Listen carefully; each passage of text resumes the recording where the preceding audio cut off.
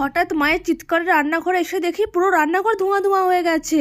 তার 5 মিনিট আগে আমরা ফ্যামিলি সবাই মিলে বসে গল্প করছিলাম, মা কোনো একটা কাজের জন্য রান্নাঘরে যায়, তারপর হঠাৎই চিৎকার করে। আমরা তাড়াহুড়ো করে দেখতে আসি কি হলো, মা চিৎকার করলো কেন। তারপর এসে দেখি একই অবস্থা।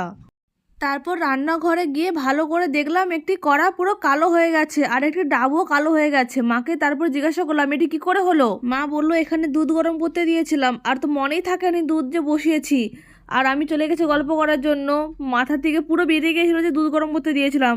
তারপরে এখানে এসে দেখছি পুরো কালো হয়ে গেছে, দুধ পুরে পুরো কালো হয়ে গেছে। তারপর মা এখানে বরফ দিচ্ছে, মা বলছে নাকি বরফ দিলে নাকি তাড়াতাড়ি এই কালোটা উঠে যাবে। কি অবস্থা দেখো, পুরো দুধটি এরকম হয়ে গেছে, দুধের একটুকুনো কোনো নিশানই নেই।